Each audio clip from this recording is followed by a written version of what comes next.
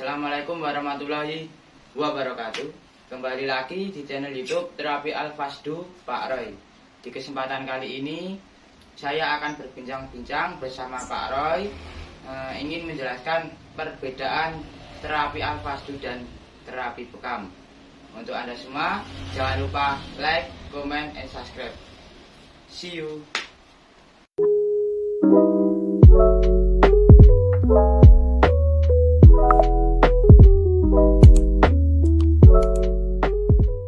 Baik, di sebelah saya sudah ada Pak Roy. Saya ingin menanyakan kabarnya. Bagaimana kabarnya Pak Roy? Alhamdulillah sehat-sehat. Alhamdulillah baik. Di kesempatan kali ini saya ingin bertanya perbedaan terapi Al-Fasdu dan terapi bekam. Oke, baik. Sering kami mendapat pertanyaan dari pasien kami bahwa mereka sering menanyakan apa toh perbedaan terapi bekam dan terapi Al-Fasdu. Jadi antara terapi bekam dan Al-Fasdu ini sebenarnya secara prinsip sama, yaitu mengeluarkan darah kotor, mengeluarkan toksin, mengeluarkan plak-plak yang ada di saluran darah ataupun sumbatan-sumbatan yang mengganggu sirkulasi darah. Cuma perbedaannya, sumbatan tadi bisa di pembuluh besar yaitu di vena, atau pembuluh kecil di kapiler atau bagian bawah kulit atau di pembuluh luar. Jadi sering kami menyampaikan pada pasien bahwa sumbatan dalam tubuh kita ini bisa ada di dua tempat, yaitu di pembuluh vena, jalur dalam, dan pembuluh kecil, jalur luar. Maka karena potensi sumbatannya itu bisa di dalam dan di luar, maka terapi Al-Fasdu dan bekam ini bisa disinergikan, bisa diamalkan, bisa dilakukan, baik itu sifatnya nanti pencegahan ataupun pengobatan. Nah, salah satu yang sangat kelihatan ketika terjadi sumbatan di vena atau pembuluh darah besar, contohnya adalah pada kasus varises, yang mana sering terjadi di lipatan belakang lutut atau di bawah lutut. Nah, disitulah yang sering terjadi munculnya varises. Nah, varises ini sebenarnya darah yang dari bawah kemudian dia naik ke atas. Karena di jalur itu terjadi sumbatan, maka vena tadi akan terjadi pembengkakan.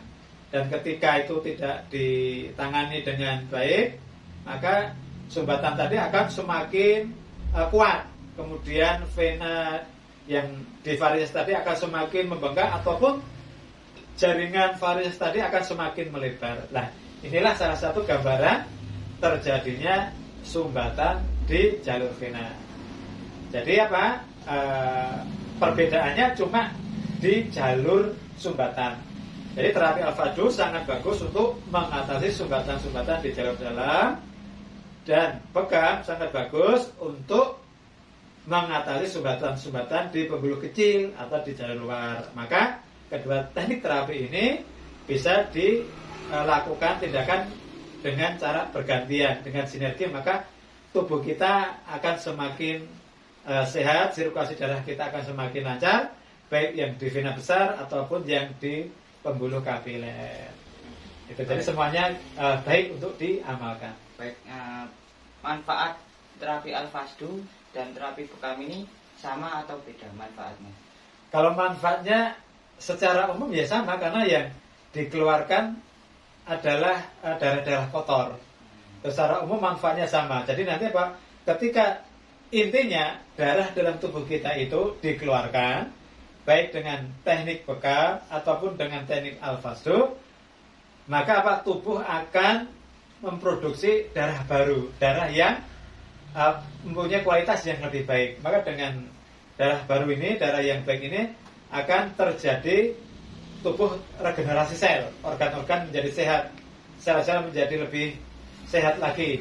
Kemudian racun dikeluarkan, maka insya Allah nanti stamina imun tubuh kita akan lebih kuat untuk melawan bibit-bibit penyakit yang ada, ataupun tubuh akan melakukan proses perbaikan atau penyembuhan yang dilakukan oleh tubuh kita sendiri. Baik, ini pertanyaan yang terakhir. Apakah saat terapi Al-Fasdu ini bisa bersama dengan terapi bekam?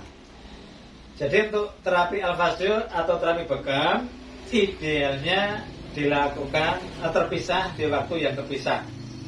Jadi idealnya dilakukan terapi fasdu dan bekam ini adalah dengan waktu yang terpisah, karena untuk mengoptimalkan proses pengambilan darah kotor dengan teknik bekam secara optimal, proses pengambilan darah kotor di jalur vena juga secara optimal. Jadi ketika nanti itu dijadikan satu, justru nanti malah kurang baik untuk pasien itu bisa banyak darah yang keluar. Nah ini nanti jadi tidak baik untuk proses terapi ataupun proses pengobatan. Jadi idealnya bisa dilakukan dengan waktu yang terpisah, dengan catatan kalaupun toh ada terapi itu dilakukan bersamaan, maka si terapis ini harus benar-benar bisa menguasai kedua teknik terapi ini dengan baik dan bisa mengukur energi, mengukur darah dari pasien, dan tentunya bisa memperkirakan sejauh mana terapi darah yang dikeluarkan ini dengan sebaik mungkin. Baik, nah, cukup ini saja yang saya tanyakan. Semoga bermanfaat bagi masyarakat yang menonton video ini. Baik, terima kasih Pak. Sama-sama. Baik, cukup ini tadi yang dapat saya sampaikan. Kurang lebihnya saya mohon maaf. Jika Anda ingin melakukan terapi Al-Fasdu, bisa hubungi nomor WA, WhatsApp, atau nomor telepon yang ada di deskripsi. Semoga bermanfaat. Wabillahi taufiq wal hidayah. Assalamualaikum warahmatullahi wabarakatuh.